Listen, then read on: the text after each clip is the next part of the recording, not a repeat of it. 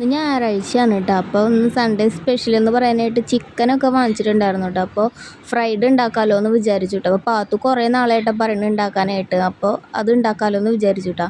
അപ്പോൾ അതിലേക്ക് ആവശ്യമുള്ളത് കോൺഫ്ലവർ, ഇപ്പോൾ 3 സ്പൂൺ കോൺഫ്ലവർ ഞാൻ എടുത്തിട്ടുണ്ട് കേട്ടോ. 1.5 സ്പൂൺ മുളക് പൊടി, പിന്നെ കാശ്മീരി ഇട്ടിട്ടുണ്ട് കേട്ടോ. പിന്നെ 1 സ്പൂണ് മഞ്ഞൾപ്പൊടി, 1.5 സ്പൂൺ മല്ലിപ്പൊടി, പിന്നെ ഒരു 3 സ്പൂണ് തൈര് തന്നെ ഒഴിച്ചിട്ടുണ്ടായിരുന്നു കേട്ടോ. ഉപ്പ്, 1 സ്പൂൺ വിനാഗിരി ഒക്കെ ഒഴിച്ചിട്ട് നന്നായിട്ട് മിക്സ് ചെയ്ത് വെച്ചു കേട്ടോ. അപ്പോൾ 1 മണിക്കൂറൊക്കെ ഞാൻ ഫ്രിഡ്ജിലാണ് കേട്ടോ വെച്ചിരുന്നത്.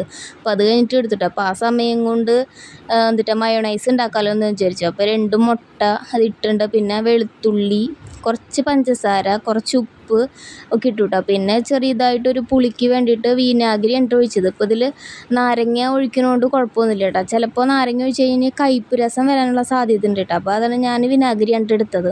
എന്നിട്ട് അതിൽ കുറച്ച് ഓയിലും കൂടെ ഒഴിച്ചിട്ട് മിക്സ് ചെയ്ത് വെച്ചിട്ട് മിക്സിയിലിട്ട് നന്നായിട്ട് അടിക്കുക കേട്ടോ. അപ്പോൾ ആദ്യം അടിച്ചിട്ടും ഇങ്ങനെയാണ് കേട്ടോ. കുറച്ചും കൂടെ ഓയിൽ ഒഴിക്കുക, അങ്ങനെ അടിച്ചെടുക്കുക. പിന്നെ ഒന്നും കൂടെ ഓയിൽ ഒഴിച്ച് അടിക്കുന്നുണ്ട്. അപ്പോൾ അങ്ങനെ 3 പ്രാവശ്യം അടിക്കുമ്പോഴേക്കും നമുക്ക് ഈ ഒരു തിക്നെസ്സിൽ കിട്ടും കേട്ടോ. അപ്പോൾ ഇതാണ് കേട്ടോ നമ്മുടെ കറക്റ്റ് കൺസിസ്റ്റൻസി എന്ന് പറയാനായിട്ട്. അപ്പോൾ അത് ഞാൻ 2 പാത്രത്തേക്ക് എടുത്ത് മാറ്റിയിട്ട് അപ്പോൾ ഒരു പാത്രത്തിൽ കുറച്ചും കൂടെ സോസ് ഒഴിച്ചിട്ട് മിക്സ് ചെയ്ത് വെച്ചു കേട്ടോ. അപ്പോൾ അങ്ങനെ നമുക്ക് 2 ഡിപ്പാണ് കിട്ടിയത്. പിന്നെ ഫ്രിഡ്ജിൽ നിന്ന് ചിക്കനൊക്കെ എടുത്തു. ആദ്യം കോൺഫ്ലവറിലാണ് കേട്ടോ മുക്കിയത്. പിന്നെ എഗ് ബാറ്റിൽ മുക്കിയിട്ട് പിന്നെ നേരെ അത് ഓട്സിലാണ് കേട്ടോ ഞാൻ എടുത്തത്. ഞാൻ ഓട്സാണ് എടുത്തത്. ഇതല്ലെങ്കിൽ നേരെ കോൺഫ്ലവറിൽ തന്നെ ചെയ്യുന്നതുകൊണ്ട് കുഴപ്പമില്ല കേട്ടോ.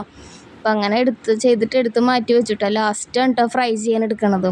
അപ്പം അങ്ങനെ എല്ലാം കൂടെ ഒരുമിച്ച് ഫ്രൈ ചെയ്യാമല്ലോ എന്ന് വിചാരിച്ച് ഫ്രൈ ചെയ്യാൻ എടുത്തിട്ടുണ്ട് കേട്ടോ. ഒരു ഗോൾഡൻ കളറൊക്കെ ആകുമ്പോഴേക്കും നമുക്ക് അതിൽ നിന്ന് എടുക്കാം കേട്ടോ. അല്ലെങ്കിൽ വല്ലാണ്ട് ഡ്രൈ ആയി പോകും കേട്ടോ, ഓട്സ് ആയതുകൊണ്ട്.